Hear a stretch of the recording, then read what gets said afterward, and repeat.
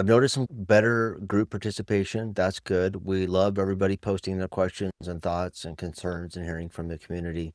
One of the posts was interesting to me. Somebody gave an example about they were gone, if I remember right, they were gone for a week or something. And then while they were gone, they gave specific assignments to their second in charge, if you will, number two, to help out. And then those people didn't really do what they were supposed to do. And so the question was like, what should I do? And I responded, I said, I think you should write them up. You have to establish some authority in the office, and that's what I would do, and that's what I recommend that you should do as well. Otherwise, you're just not going to get the respect. Okay, so our poll this week was basically, for me, it's like, okay, so when should we have these Facebook Lives?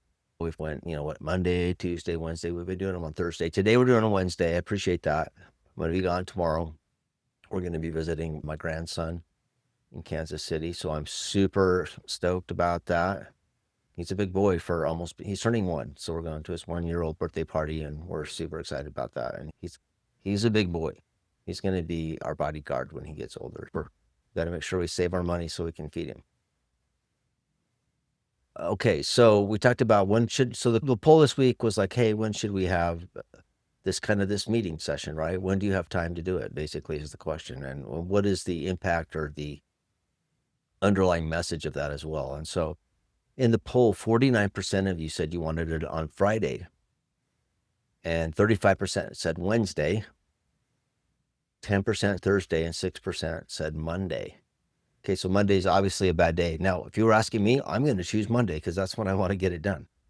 But everybody would prefer Fridays. I'm like, okay, I can do that. If it's in the morning, I think that works out pretty good. But if that's the time to learn, best learning is Friday, then that's when we need to do these. So you're going to see us move this to Friday.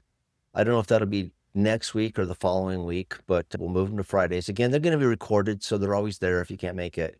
You can always go back and watch them. And we're trying to keep them really brief because we know people are busy and there's so much content out there. And I don't want to be the guy that just rambles forever. Okay, maybe our first thought was like, is it a scheduling issue? But I think it really is that on Friday is a slower day, generally speaking, because most offices are really busy Monday through Thursday. They might work a half day on Friday, might be a little lighter schedule. And so maybe that's a day that you can just take a breath and say, okay, I can watch this and maybe participate and ask some questions most of the weeks behind you. So I think that kind of makes sense. And there's a question, how many of you are we've been building on this subject for the last few weeks. How many of you have been spending Monday through Thursday putting out fires? And last week we talked about putting protocols and schedules and spending time developing systems versus being reactive. And I talked about, hey, you need to record yourself while you're in the lab, while it's really happening. That's the best time and the best place. Trying to recreate it after the effect is not very good. I did have a conversation with somebody this week that was interesting, and we talked about recording. They don't really want to do it, but then we were talking about role playing. And I said, you should record the role plays too, because maybe it's not exactly as good as like the real thing, but it's pretty close. And if people get into character, I think role playing can be a really good way to get better and have the tool analyze you.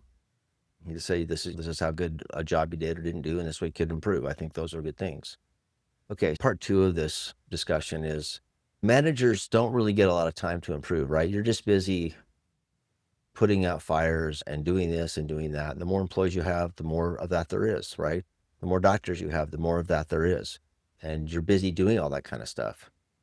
But we want office managers to grow. We want them to improve. We want them to change their job. If you haven't heard me say it, I'll say it again. I think the office manager is the number 2 job in the office. You got the owner, right? He has to be number 1.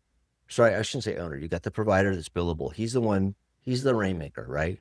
But then the person around them to make sure that the rain gets captured, if you will, the money, and it all flows like it's supposed to, that's the office manager. And if you have a weak one, then you're probably going to have weak financials. And if you have a strong one, you're probably going to have strong financials, even though I don't necessarily think the office manager should be financially focused. I think they need to be people focused because it's such a people interactive, influential job. Okay, so managers probably don't get that much time to improve. So we'll do this on Fridays. And I don't know that they always make time to improve, but I'm just telling you, in the world we live in, you've got to make time you've got to plan out time, like at least 1 hour a week minimum to get better. Even if you don't get paid for it, you should be spending time improving your craft if you want to, because eventually it will reveal itself into higher money for you. For sure it will. Maybe not at this office, but maybe at a different office that has more doctors, or maybe it's a doctor that gets paid more or something. You will get promoted, but you don't get promoted until you're ready to get promoted, generally. So you got to put in your dues and then you get promoted. But if you just expect to get promoted, it's possible. It happens. I would get better. And that's what I tell my kids too is, hey, you're preparing yourself for the next job, not the job you're in. Okay, so that works in good to hear to part 3 about growth isn't something you wait for, right? So you need to be growing yourself now, being intentional about it, improving yourself. I would say at least 1 hour a week of dedicated improvement time. Whether you get paid for it or not, it doesn't really matter. Whether you're reimbursed for it or not, it doesn't matter.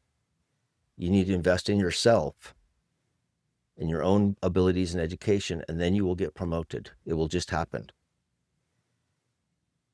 Okay, so this time that you're developing yourself, you need to set it aside and you just need to be dedicated to it, just like it's an appointment. So whether that's Saturday at 8 or whatever the time is, Friday at noon, you schedule a time, maybe it's Friday at 6 a.m. I don't know, whatever it is. You just need to schedule the time that this is my learning time. And you might find I can't do an hour, but maybe you can do 15 minutes 3 or 4 times a week. Maybe you say, okay, from 6 to 6:15 every morning, I'm going to practice, or whatever, lunchtime, or whatever the best time is, right? A time that you're unlikely to get interrupted. For me, I think if I want the important stuff to be done, it needs to be done in the morning. So if I want to exercise, I'm going to do it in the morning, because if I don't do it in the morning, it's not going to get done. If I get a bonus walk or something in the afternoon, that's fantastic. But at least I know I got my main exercise done in the morning, and I don't have to rely on hoping to get that done in the afternoon. You need to make this a priority. Okay. And like we've said here before, this is part 5 of this, is invest in yourself. You invest in your teams, you grow your teams, you coach employees, all that kind of stuff, but you got to invest in yourself. You got to make yourself a priority. Just like I'm making this podcast a priority, because I think there's a lot of information here, but I'm really trying to reach out to help all of our office managers. And I hope that they reach back to us to learn, to see what we have to offer them. And, that's why we created this group is I learn from you too. There's some really good things put in there. There's some good questions. I learn. I'm like, I can change my perspective or learn something. So the more that we teach each other, the better, because there's no one person has all the answers.